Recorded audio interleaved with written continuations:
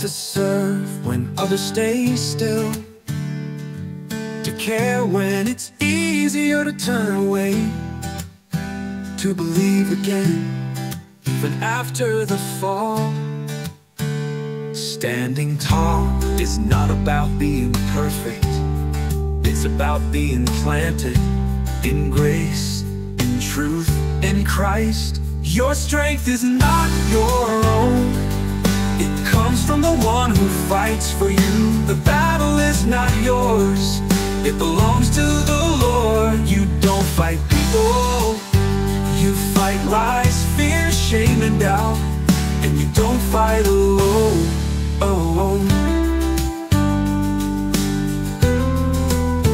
Therefore, my dear brothers and sisters, stand firm. Let nothing move you. Always give yourselves fully to the work of the Lord, because you know that your labor in the Lord is not in vain.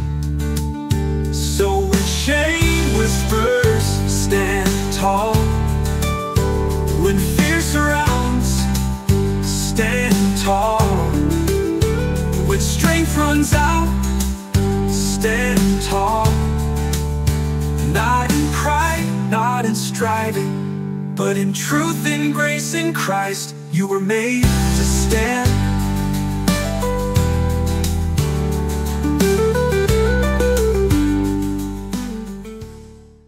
Shalom semuanya. Ini adalah minggu terakhir dari tema Stand Tall. Ya, saudara tahu bahwa tiap bulan itu kita punya topik besar, dan setiap minggu kita berusaha untuk berbicara, mengajarkan apa yang menjadi topik bulan itu. Dan bulan ini cukup panjang menurut saya, 5 minggu. Tapi kita bersyukur kita udah belajar banyak. Dan saya cuma mau mengulang, mengingatkan di 3 minggu terakhir ini saya mengajarkan tentang how we be the bridge, and then the boundaries, juga tentang Shema, mendengar. Ya, jadi sebelum kita melakukan aksi, sebelum kita melakukan sesuatu, penting kita untuk bisa belajar mendengar. Karena di dunia kita ini banyak noises, tadi Fani juga share sebelum kita mulai ibadah. Untuk kita bisa mendengar suara Tuhan, yang perlu kita lakukan adalah mengecilkan noises yang lain, suara-suara yang lain. Karena kalau suara-suara yang lain itu cukup keras, kita nggak bisa sanggup mendengar suara Tuhan. Bukan Tuhan yang nggak berbicara, Tuhan berbicara. Cuman karena kita lebih mendengar noise itu, maka kita nggak mendengarkan suara Dia. Nah, apa yang kita pelajari adalah saat kita mendengar suara Tuhan, seperti Petrus yang kita pelajari minggu lalu, dia dibilang harus bertolak ke seberang, dan dia punya mission, be the bridge. Bridge itu adalah mengenai mission. Fungsi dari jembatan adalah untuk mensupport, menghubungkan antara titik A dan titik B. Tahukah saudara, jembatan antara janji Tuhan dengan fulfillment atau penggenapan janji Tuhan adalah hanya satu, yaitu obedience, taat. Itu yang dilakukan sama Abraham, itu yang dilakukan sama Petrus, itu yang dilakukan sama setiap rasul. Dan kalau Tuhan berbicara kepada kita semua mengenai janji, ya, dan saudara menunggu fulfillment-nya, cuma satu, saudara harus bisa menjadi the bridge, ya, menjadi jembatan. Karena kadang-kadang saat saudara menolong orang lain, ternyata mimpi saudara itu ditolong sama Tuhan. Ya, ingat Yusuf menolong mimpi 2 orang tersebut, dan karena dia menolong mimpi sang juru minum, dan mimpi dia yang di awal yang bertahun-tahun lama akhirnya tergenapi karena dia menolong mimpi orang, dia menjadi jembatan. Dan kemudian saat kita menjalankan misi kita perlu mengetahui boundaries kita, ya, rambu-rambu. Karena kalau kita nggak tahu bagaimana kita berjalan, kita tabrak kanan kiri, jadi kita akan mengalami situasi masalah yang harusnya kita alami, ya. Dan 3 tema atau 3 judul khotbah itu saya coba hubungkan, ya, dan itu yang akan kita pelajari tentang hari ini, itu tentang connected to be connected. Dan firman Tuhan saya akan baca dari Lukas 11. Saya akan bacakan buat saudara semua. Pada suatu kali Yesus mengusir dari suatu setan yang membisukan. Ya, kata bisu di sini adalah bagian tubuh dari kita, yaitu mulut yang nggak bisa berfungsi, benar ya? Jadi kalau ada orang bisu, bagaimana mereka berkomunikasi? Ada yang bisa bantu? Betul, menggunakan tangan, anggota tubuh yang lain yang membantu, ya, bukan mulutnya lagi. Dan mungkin kita juga yang suami istri juga tahu, teman yang udah deket kadang-kadang nggak pakai tangan, pakai mata juga tahu berkomunikasi. Gitu. Jadi saat mulut kita nggak bisa berfungsi, maka dibutuhkan anggota tubuh yang lain untuk menolong, ya. Karena saya membawa tubuh di sini karena itu akan menjadi pokok dari apa yang kita akan bicarakan hari ini. Dan maka heran orang banyak itu. Tetapi ada di antara mereka yang berkata, Yesus ia mengusir setan dengan kuasa Beelzebul, penghulu setan. Ada pula yang meminta suatu tanda dari surga kepadanya untuk mencobai dia. Ada big accusation ini, ada suatu tuduhan yang besar menurut saya. Katanya Yesus ini mengusir setan dengan Beelzebul, dengan penghulu setan katanya. Dan pada saat yang bersamaan juga ada yang nanya, ada tanda nggak dari kerajaan surga? Dan karena tuduhan ini, Tuhan Yesus berusaha menjawab, ya, dari suatu senario ini, dia menjawab pertanyaan, tanda, dan juga dia juga menjawab tuduhan di ayat 15 dan 16 dalam cerita ini, itu di ayat 17. Tetapi Yesus mengetahui pikiran mereka lalu berkata, setiap kerajaan yang terpecah-pecah pasti binasa. Ya, katanya every kingdom divided ruin, ya, binasa. Dan kita lagi bicara masalah standing tall. Jadi kalau saudara mau standing tall, berdiri dengan tegak, hindari kata ini, terpecah-pecah. Dan setiap rumah tangga yang terpecah-pecah pasti runtuh. You won't be able standing tall. Ya. Jikalau iblis itu juga terbagi-bagi dan melawan dirinya sendiri, bagaimanakah kerajaannya dapat bertahan? Dengan kata lain, aku mau coba counter your argument. Kalau iblis itu menyerang dirinya sendiri, pasti kerajaannya nggak akan bertahan sampai hari ini. Dengan katanya Tuhan Yesus mau memuji iblis itu, kerajaannya lebih united, lebih unity daripada kita semua. Kerajaannya terstruktur ternyata, ya. Dan Tuhan Yesus ngasih tahu bahwa saya ini mengalahkan mereka bukan saya berusaha memecahkan mereka, tapi karena ada kuasa kerajaan surga, tanda yang kamu minta. Sebab kamu berkata bahwa aku mengusir setan dengan kuasa Beelzebul. Jadi jika aku mengusir setan dengan kuasa Beelzebul, dengan kuasa apakah pengikut-pengikutmu mengusirnya? Sebab itu mereka layak akan menjadi hakimmu. Tetapi jika aku mengusir setan dengan kuasa Allah, maka sesungguhnya kerajaan Allah sudah datang kepadamu. Saya suka bahasa Inggris. Bahasa Inggrisnya gini, dia mengusir dengan the finger of God. The finger of God. Ayat 21 dalam bahasa Inggris bilang the finger of God. Ini refer kepada cerita tentang bangsa Israel yang keluar dari bangsa Mesir. Ada berapa tulah? Ada 10. Tulah yang pertama, masih ingat apa? Air berubah menjadi darah.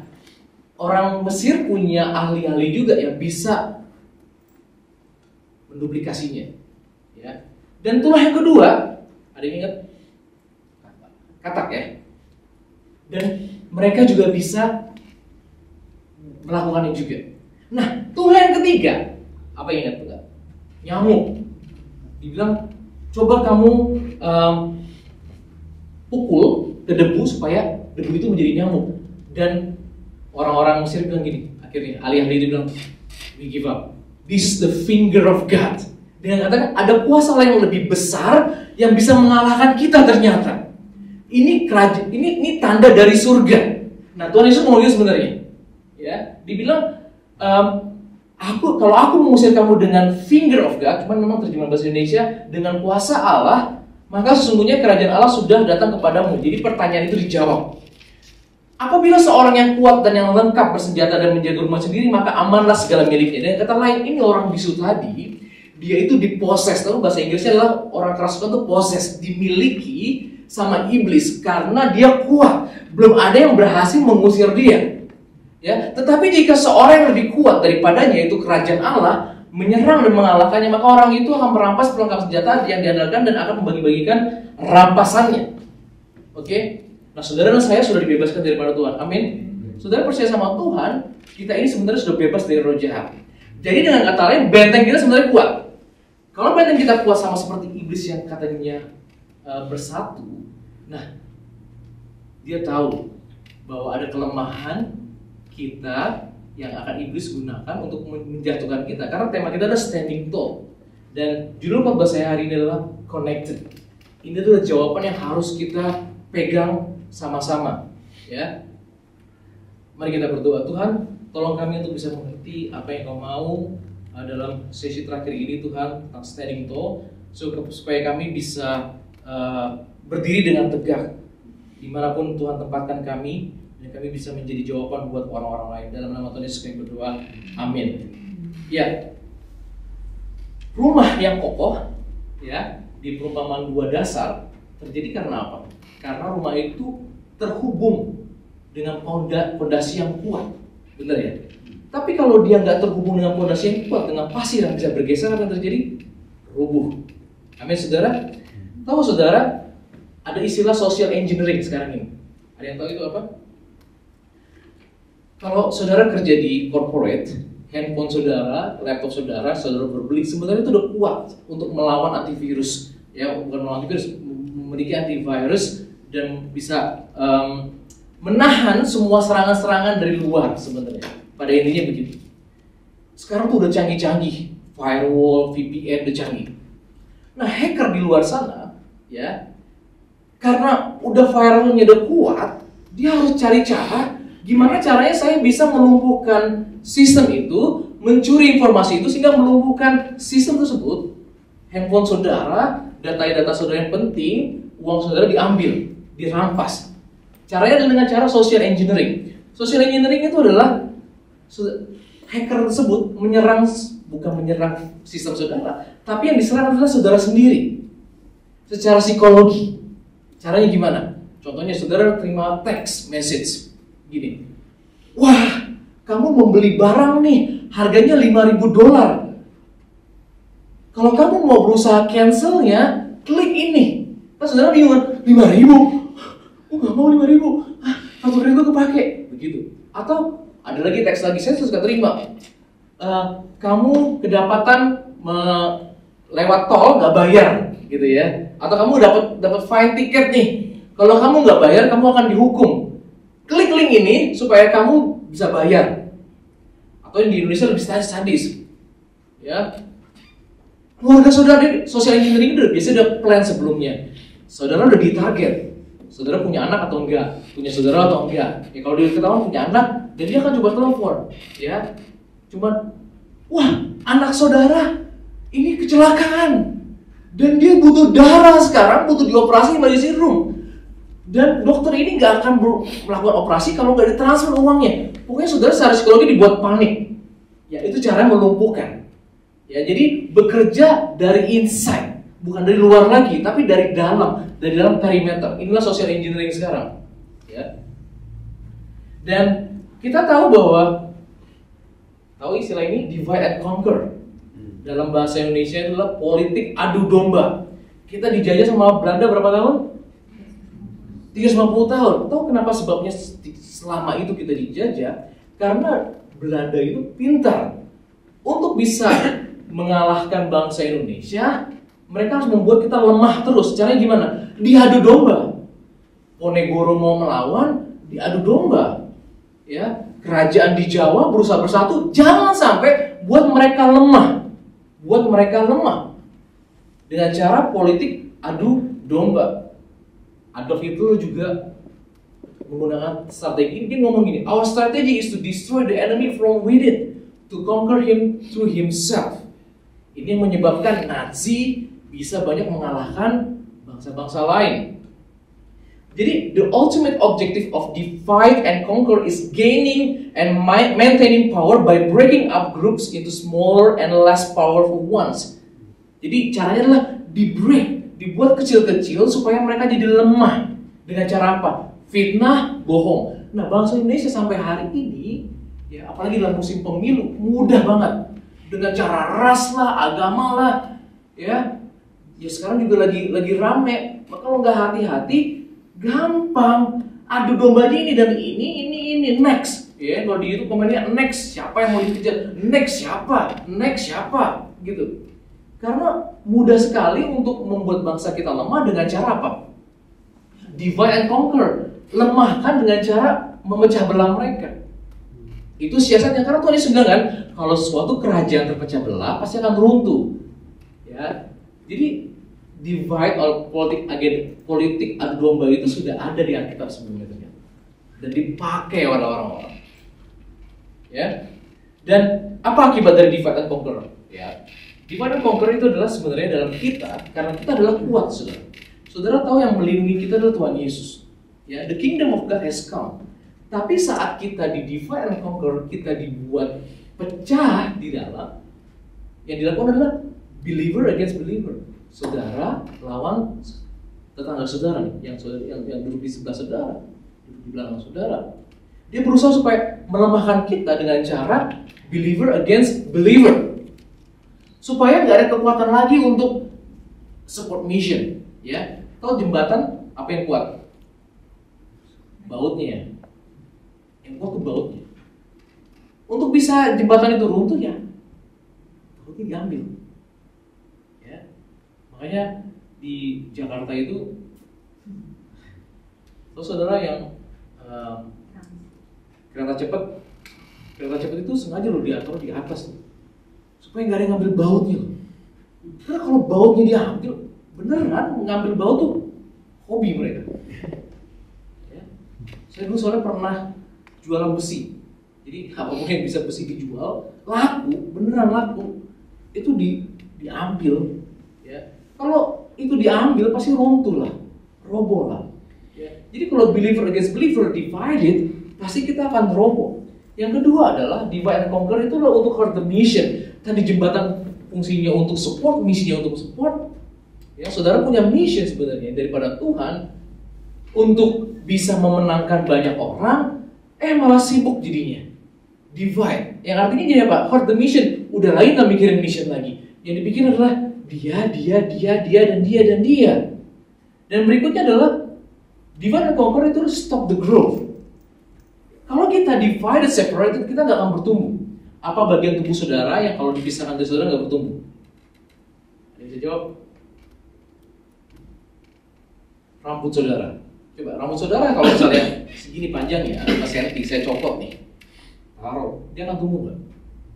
Enggak, karena dia udah dipisahkan dari tubuh. Tubuh saudara juga begitu. Saudara potong, ya saya kasih contoh rambut dan supaya nggak sadis aja, bukan tangan gitu, bukan jari gitu loh, ya. Tapi ya apa yang terputus dari tubuh kita itu pasti nggak akan bertumbuh. Jadi tubuh ini diciptakan untuk kita bertumbuh, ya. Kalau tubuh ini terpisah, divide, maka dia nggak akan bisa melakukan fungsinya. Sampai sini saudara ngerti, ya? Jadi you cannot grow when you are separated. Saudara dan saya nggak akan bisa bertumbuh kalau saudara tuh di luar gereja, di luar care group. Kalau saudara bilang, enggak, gue bisa bersini, percayalah, kita tuh didesain untuk connected. Karena tubuh itu didesain, Tuhan Yesus pernah ngomong gini, akulah pokok anggur, kamulah ranting-rantingnya. Kalau kamu terpisah dari aku tuh kamu nggak bisa ngapa-ngapain. Jadi tubuh kita ini adalah, ya kenapa kita dibuat tubuh, dan juga dia kita mengatakan bahwa kita adalah tubuh Kristus. Kalau kita terpisah, maka kita nggak akan pernah tumbuh. Itu doang jawaban. Jadi if you wanna grow, connect. Katakan sama-sama, connect. Sekali lagi katakan kepada samping saudara, katakan gini, I cannot grow by myself, I need you. Yes. Saya butuh rokok untuk saya bertumbuh. Iya, walaupun kadang-kadang dia membuat saya yang tahu Brian aja udah. Tapi saya butuh dia untuk saya bertumbuh. Dan dia juga butuh saya untuk bertumbuh. Saya butuh saudara untuk bertumbuh.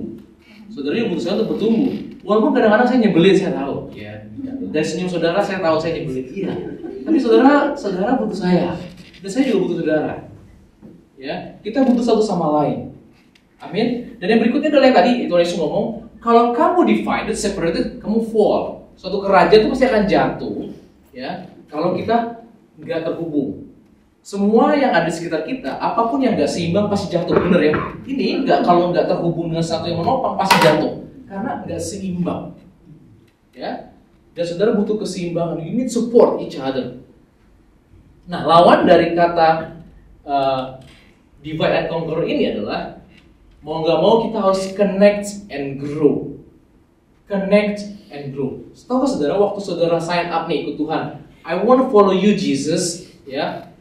Dan kerajaannya dia memperkenalkan suatu badan yang baru, ya, suatu term yang baru yang disebut dengan church, gereja. Gereja adalah tubuh Kristus katanya. Dan waktu saudara sign up ikut Tuhan, gereja adalah your spiritual family. Mau nggak mau, saudara suka nggak suka, Tuhan bilang, I will build up my church. Jadi ada sesuatu yang tadinya asing, dikatakan you need a church. Okay? We are placed into spiritual family as a body of Christ. Untuk apa? Untuk bertumbuh. Ya, sampai sini saya berharap saudara bisa mendapatkan framework yang coba saya bangun, bahwa untuk kita standing tall, kita harus menghindari politik adu domba itu. Karena Tuhan Yesus mengatakan kalau kamu terpecah pasti kamu runtuh, jatuh. Kalau kamu nggak mau, kalau kita mau bertumbuh, Tuhan Yesus ngomong gini, kamu nggak boleh terpisah. Karena the way you grow only the way you connect. Hanya dengan cara kita terhubung. Dan kenapa saya gunakan tubuh ini? Karena mata nggak bisa ngomong kepada tangan, I don't need you. Ya, hidung yang mungkin fungsinya beda, cara kerjanya beda, responnya beda, dibilang gue nggak suka sama jempol kaki, stinky, bau banget. No, you need toe, kamu butuh jempol kaki. Atau kan mungkin si hidung ngomong, gue nggak suka armpit, ketek, ya, nggak suka. Ya, dia bisa ngomong gitu kan. Tapi tahu saudara, dia itu fungsinya adalah untuk menstabilkan temperature saudara. Ya. Mereka tuh bekerja sama-sama. Tapi ada boundaries juga. Bayangin, si pendarah bilang, I wanna cross the boundary. Tiba-tiba dia masuk dalam sistem pernapasan. Darah keluar masuk ke paru-paru. Apa yang terjadi? Pasti kita runtuh. Gak mungkin. Itu sebabnya cancer terjadi adalah karena ada division, divide. Mereka attack each other. Ya, diserang, dimakan, bukan musuh, bukan virus, tapi dimakan. Dan untuk menggambarkan ini, mari kita baca di 1 Korintus 12. Karena tubuh tidak terdiri dari satu anggota, tetapi atas banyak anggota. Andai kata kaki berkata, karena aku bukan tangan, aku tidak termasuk tubuh. Jadi benarkah yang tidak termasuk tubuh? Jawabannya tidak. Dan andai kata telinga berkata, karena aku bukan mata, dan fungsiku mendengar, aku tidak termasuk tubuh. Jadi benarkah yang tidak termasuk tubuh? Jawabannya tidak. Andai kata tubuh seluruhnya adalah mata, yang menurut saya mengerikan. Bayangin semuanya mata. Di manakah pendengaran? Andai kata seluruhnya adalah telinga, di manakah penciuman? Saya ngerti saudara tuh suka sama orang yang sama seperti saudara. Tapi kalau saudara cuma suka sama orang yang tipe sama saudara, ya nggak bisa berfungsi. Tuhan memperkenalkan bahwa kita itu dikenalkan ada keluarga baru namanya gereja, dan digambarkan tubuh Kristus yang punya fungsinya berbeda-beda, yang punya behavior juga beda-beda, responnya juga beda-beda. Tetapi Allah telah memberikan kepada anggota masing-masing secara khusus suatu tempat pada tubuh. Saya mungkin mata, Kasusi mungkin telinga, Roko mungkin jempol. Ya, makasih, jempol. Tapi bukan berarti dia nggak dilindungi. Dia butuh dilindungi. Makanya dia nyari sepatu, mari saya temenin. Ya Roko ya. Hanya untuk karena melindungi jempolnya itu. Bener Roko ya. Wah, dia risetnya banyak banget. Dia mencari sepatu yang bisa melindungi jempolnya. Bayangin saudara. Otaknya, pernafasannya, matanya bekerja bersama-sama, memikirkan berjam-jam, bahkan jalan loh. Saya nemenin jalan, temenin yuk. Hanya untuk mencari sepatu yang untuk melindungi jempolnya.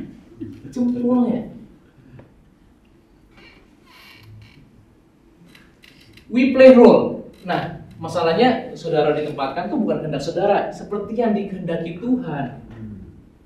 Kita diperkenalkan sama suatu tubuh dan kita dikasih role-nya. Jadi gimana dong? Bukan kita.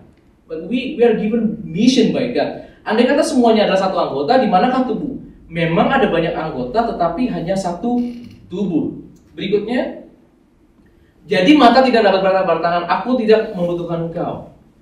Dan kepala tidak dapat berkata kepada kaki, aku tidak membutuhkan engkau. Malahan justru anggota-anggota tubuh yang nampaknya paling lemah yang paling dibutuhkan.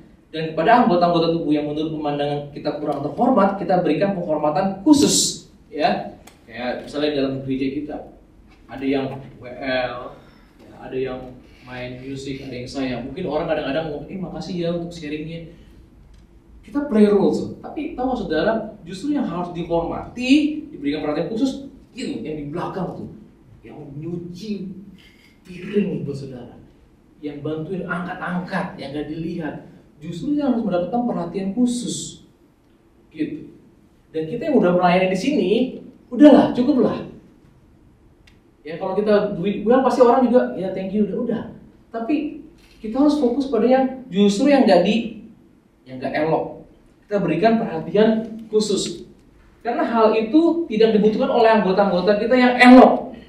Allah telah menyusun tubuh kita begitu rupa. Nah masalahnya Tuhan sendiri yang menyusun. Bukan kita mau sign up, tapi Tuhan yang menyusun kita begitu rupa. Sehingga kepada anggota-anggota yang tidak mulia diberikan penghormatan khusus. Dan berikutnya supaya jangan terjadi perpecahan. Karena kalau udah divided, udah lepas dari tubuh, ya tiba-tiba jari saudara lepas, itu nggak bisa berfungsi. Tetapi supaya anggota-anggota yang berbeda itu saling memperhatikan. Karena itu jika satu anggota menderita, seperti jempol tadi, semua anggota turut menderita. Jika satu anggota dihormati, semua anggota turut bersukacita. Nah, kamu semua adalah tubuh Kristus. Dan kamu masing-masing adalah anggotanya. Yuk, katakan sama-sama, saya adalah tubuh Kristus. Nah, mengenai boundaries, saudara harus melindungi. Ya, kenapa tadi waktu 2 minggu lalu kita berbicara tentang boundaries? Boundaries adalah tentang protect value, melindungi yang saudara anggap penting.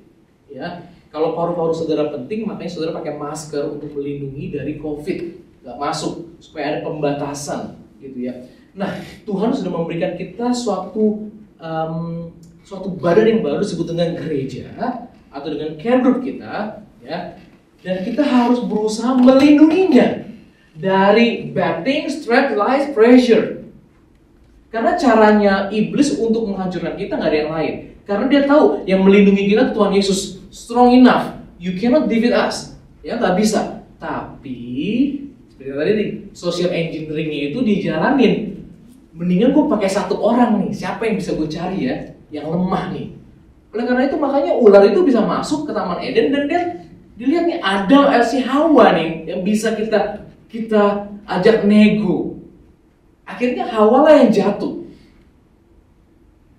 Ya, dan ini tanggung jawab saudara dan saya. Saudara saya sudah ditempatkan sebagai tubuh Kristus. Jangan dianggap sepele. Karena ada mission, ada goal, ada juga pertumbuhan yang saudara dan saya harus alami. Gak ada cara yang lain, harus connected, gak bisa sama sekali.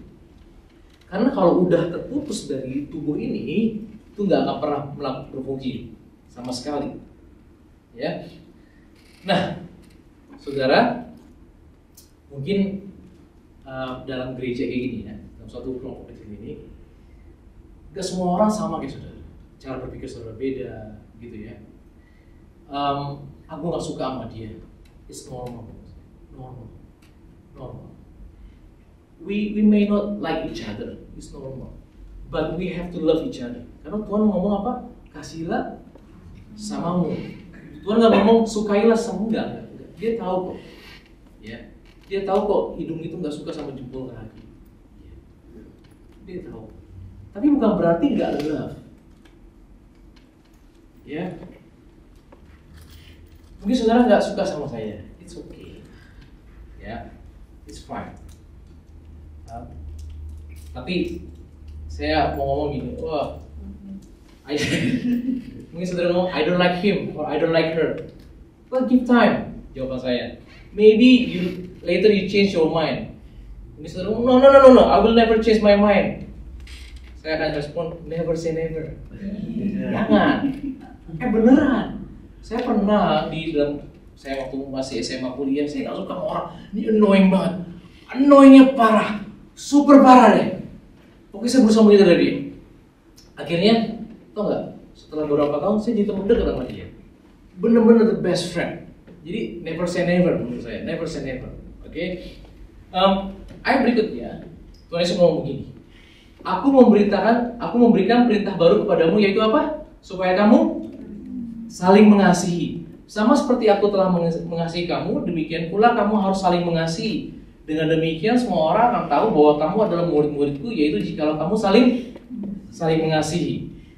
Tuhan bilang, aku gak memerintahkan kamu untuk saling suka, but you have to be together. Karena kalau separated, apa yang terjadi? Kamu akan jatuh, hancur, dan juga kamu tidak akan bertumbuh. Ingat ya, bertumbuh itu perlu tumbuh. Oke. Nah, kalau Tuhan perintah saling mengasihi, apa sih? Mengasihi itu harus bisa diukur. Bener gak? Saya nggak ngomong aku mengasihi Yoko. Terus apa? Buktinya apa? Action apakah? Ya, saling mengasihi. Gimana caranya saling mengasihi? Oke. Caranya adalah gini. Setiap daripada kita tuh ada love language, benar ya? Love language. Ada berapa love language yang kita kenal di sekarang ini? Ada 5. Apa aja? Yuk. Act of service. Act of service 1. Quality time 2. Words of affirmation 3. Physical touch 4. Terakhir receiving gifts, ya, menerima, memberikan hadiah. Nah, ini sekarang masalahnya. Kebanyakan konflik itu terjadi karena nggak ketemu love language-nya. Saya act of service nih. Saudara tanya saya pasti akan melayani, suka saya melayani. Ya, tapi ternyata Fanny itu sukanya word of affirmation, dia sukanya dipuji. Seberapapun saya melakukan apapun buat dia, seberapa kerja kerasnya saya pun, nilai saya itu cuma 1 di mata dia. Beneran. Terlalu berlebihan pun bisa annoying. Apa sih? Annoying. Pernah nggak merasa terganggu sama orang sekali? Sebenarnya love language-nya gitu. Ya. Dia mungkin juga quality of time. Nah, karena itu bukan nature saya untuk ngasih pujian, itulah suatu kesengsaraan buat saya. Karena bukan nature saya. Nah, the word saling mengasihi berarti saya harus keluar dari comfort zone saya dan berusaha tahu bagaimana saya mengasihi dia. Kan harus bisa diukur, ya dong? Bukan hanya kata aku mengasihi, tapi karena dia bahasa kasihnya adalah mendengar pujian, dia cuma butuh 1 kali, itu full charge langsung. Mau apa? Mau teh manis saya buatin. Oh iya, beneran terbukti. Karena kalau saya bilang, tapi kan aku udah mowing, lihat nggak? Tuh, lihat tuh piringmu aku udah bersihin. 1 poin. Tapi hal yang kecil cuman, kamu manis di hari ini. Berhasil. Mau makan apa? Aku buatin. Nah, ada juga di sekitar kita gitu ya. Mungkin ada orang yang berusaha perhatian sama saudara, ya, dengan word of affirmation, ataupun misalnya dia berusaha untuk hubungi saudara, ya, bener ya. Kayak misalnya mungkin orangnya itu care, ya. Ada beberapa contoh kayak mungkin ganggu saudara, sebenarnya nggak ganggu, dia cuma teks gitu. Gimana? Udah dapat rumah belum? Misalnya gitu kan. Nyanyi rumah, atau udah dapat kerjaan belum? Ini nih ada link nih, mau nggak kerjaan? Ini kerjaan, ngirim terus ke saudara. Ya. Saudara kan keganggu, annoy kan? Aduh, setiap ketemu ditanyain terus. Tapi itu bahasa kasihnya dia begitu. Nah, karena kita nggak ngerti, dia juga nggak ngerti, kita kayak keganggu jadinya. Kayak, aduh apa sih? Tapi kalau kita ngerti jadinya, oh itu sebenarnya bahasa kasihnya.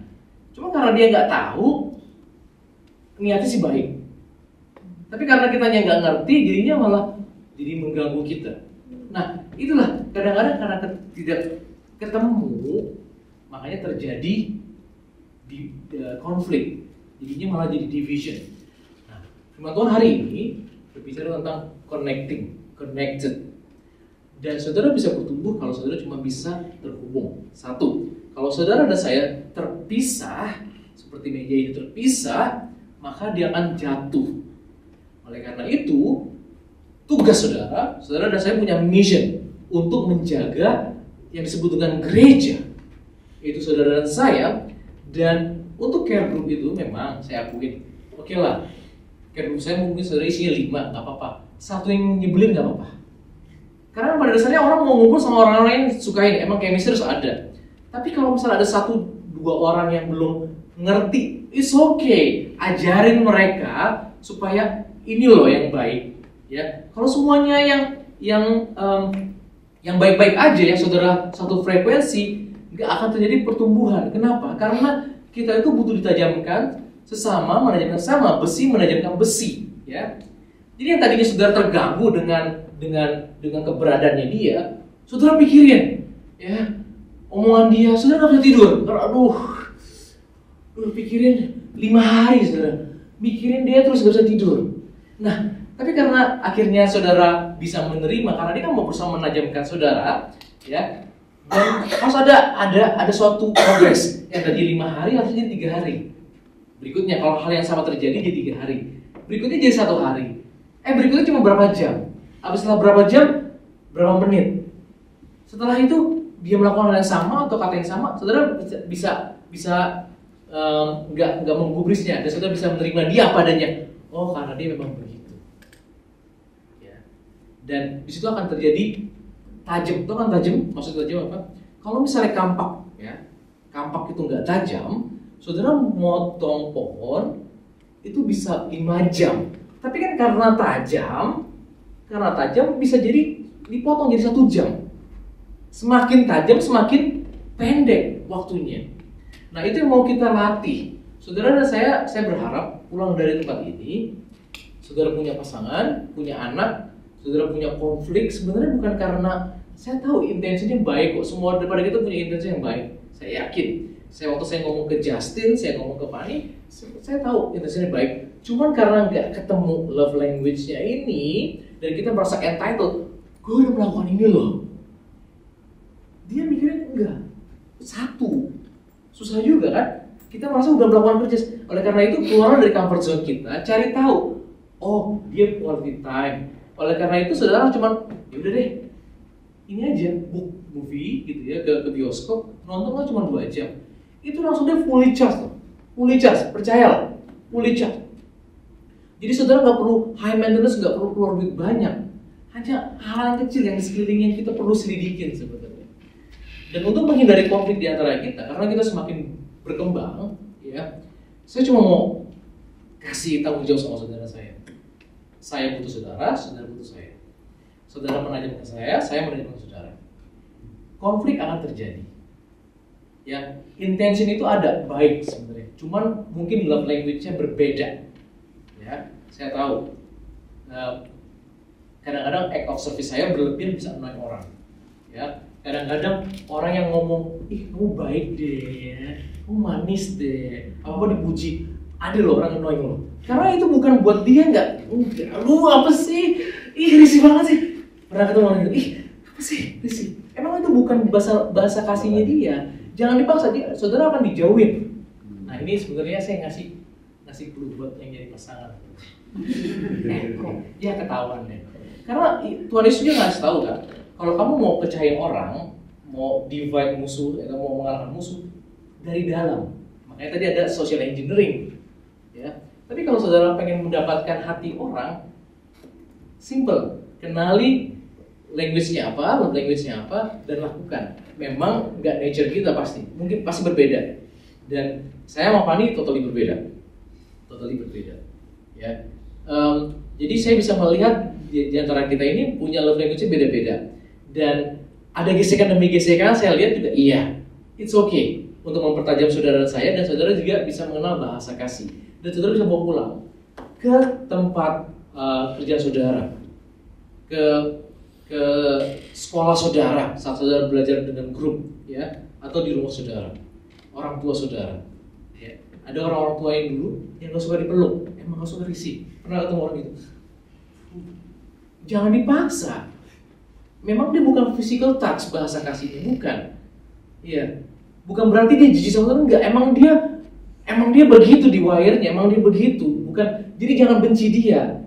Jangan kesel sama dia, emang dia begitu. Nah, oleh karena itu belajar menerima orang, sama seperti mata memang fungsinya untuk melihat, cuma ngeliat kanan kiri, dia nggak bisa mencium. Ini memang begitu. Karena yang desain itu Tuhan, bukan orang tersebut yang memilih untuk gue begini, enggak. Memang Tuhan udah desainnya sedemikian rupa. Kita yang bisa menerima mereka apa adanya dan juga bisa memenuhi bahasa kasih mereka. Amin, saudara-saudara ngerti? Ya, saya berdoa berharap dari tempat ini, ya. Pulang dari tempat ini, kita saling menjaga satu sama lain. Protect our family. This is your family. Ya, this is your family. Dan saudara yang belum ikut care group, ya, saudara yang belum ikut care group. Kalau saudara yang bilang, oh deh, saya buka rumah saudara, ya udah deh, buka, bagus malah. Justru biasanya orang yang buka rumah itu yang bertumbuhnya lebih cepat. Orang yang buka rumahnya biasanya bertumbuhnya lebih cepat, karena dia kan mengalami banyak. Aduh, rumah belum rapi nih. Aduh, makanan cukup ya, nasi cukup ya, dan sebagainya. Dibuat senyaman mungkin. Dia mengorbankan banyak, nanti biasanya orang yang bertumbuh lebih banyak. Ya. Dan saya berharap dan berdoa saudara bisa ikut care group. Dan kalau saudara belum ikut care group, saya mau deh rumah saya dipasang di buat care group. Karena Tuhan ngomong begini, di mana 2-3 orang berkumpul dalam namaku, aku hadir tengah-tengah mereka. Jadi prinsip temple, ya, temple bahasa Indonesia apa ya? Jangan ya, gue terlalu nggak Kristen itu.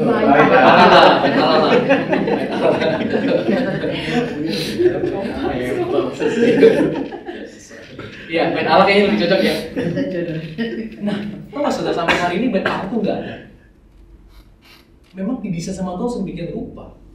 Karena Tuhan mau kita tuh nggak hadir dalam satu gedung yang berada di Yerusalem lagi, tetapi dia sudah melihatnya, kita lah tempelnya. Dia diam di antara kita, cuma butuh 2 atau 3 orang. Katanya 2-3 orang berkumpul dalam namaku, aku hadir di tengah-tengah mereka. Jadi memang dibutuhkan 2-3 orang. Minimum 2 aja, care group itu cuma bisa 2 orang udah cukup. Habis itu saudara bisa ajak orang lain, sehingga kalau kita mengasihi sesama lain, orang kan, oh iya ya, orang Kristen beda ya.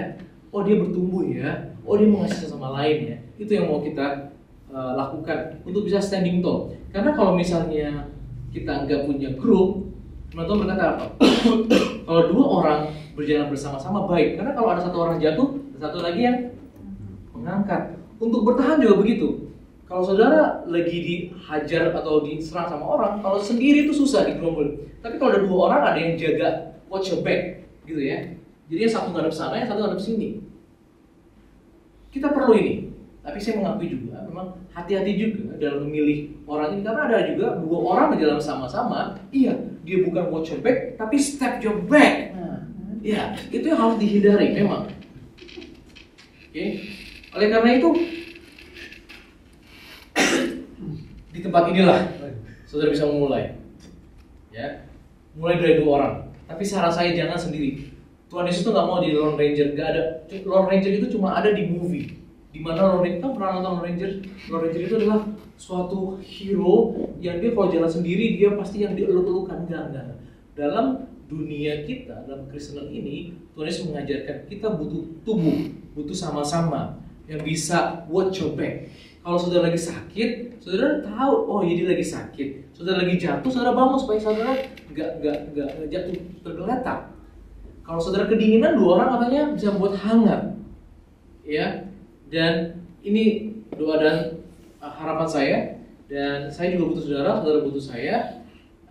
Saya mengencourage untuk semua untuk bisa, ayo, yang nggak apa-apa. Kalau saudara belum yang mau angkat tangan, nanti rumah saya dong, care group, apa-apa, dengan senang hati.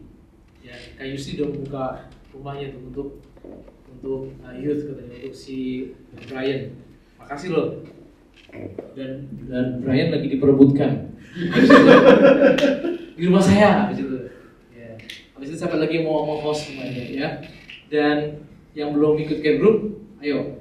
Yang mau terlibat nih, saya deh mau lead deh, boleh juga. Cari satu orang, dari satu orang itu cari lagi orang yang lain, karena dengan cara itu kita bisa bertumbuh. Ya nggak ada cara yang lain, nggak ada cara. Maaf sama saya, I'm really sorry to say that. Nggak ada cara yang lain untuk bertumbuh kalau saudara nggak connected. Ya. Itu bukan cara kerja firman kerajaan Tuhan. Caranya adalah dengan terhubung. Ya, karena kalau saudara terpisah, divide, you will fall eventually. Kalau saudara lihat apa tuh yang binatang gitu ya mau menyerang singa, dia akan coba memisahkan dari kawanan, dicari yang satu yang vulnerable supaya gampang diterkam. Nah, saudara saya itu, iblis itu kan seperti singa yang mengaum-ngaum. Cara kerjanya cuma simple, division, cari satu orang yang sok jago, berasa bisa jalan sendiri, itu diserang. Ya, saya berdoa dan berharap kita semua nggak begitu, karena kita mau standing tall. Mari kita merenungkan ini, dan saudara juga bisa ngajar. Bayangin kalau misalnya ini terjadi di bangsa kita, saudara. Wah, politik adu domba itu nggak akan terjadi, ras itu nggak akan terjadi. Tahu persis bahwa itu cuma melemahkan kita. Kejadian hari ini, beberapa hari ini saya lihat itu banyak ditunggangin. Saya ngelihat ada banyak kepentingan yang mau melemahkan bangsa kita. Cuma dilempar suatu isu untuk mengadu domba supaya lemah. Kalau saudara setuju dengan, ya wah baik itu dijarah, janganlah. No, jangan setuju dengan itu. Caranya adalah gini, kalau saudara nggak suka dengan anggota dewan yang itu, caranya yang terbaik adalah jangan pilih dia lagi. Next, udah itu cara yang terbaik. Next election jangan pilih dia, bukan berarti dengan cara seperti itu, karena itu akan hanya menjustifikasi, membenarkan, akan memicu jarahan yang lain. Jangan. Kita berdoa. Bangsa kita ini sekarang ini sedang berusaha dipisahkan, pecah, lemah. Kalau udah lemah, pihak asing siapapun bisa melemahkan. Bahaya, saudara. This is serious. Dan untuk bisa membangun bangsa kita yang kuat, itu harus dimulai dari keluarga yang sehat. Kalau keluarga saudara sehat, maka gereja sehat. Kalau gereja sehat, kota sehat. Kalau kota sehat, maka negara sehat. Makanya ada firman Tuhan berkata begini, berbahagialah suatu bangsa yang Tuhannya Yahweh, katanya. Gak semua loh bangsa gitu. Katanya di firman Tuhan berkata, berbahagialah suatu bangsa yang Tuhannya adalah Tuhan Israel, yaitu Tuhan kita Yesus. Karena prinsip-prinsip inilah yang diajarkan. Dan saya berdoa kita mengerti bahwa pulang dan lakukan mulai dari keluarga kita.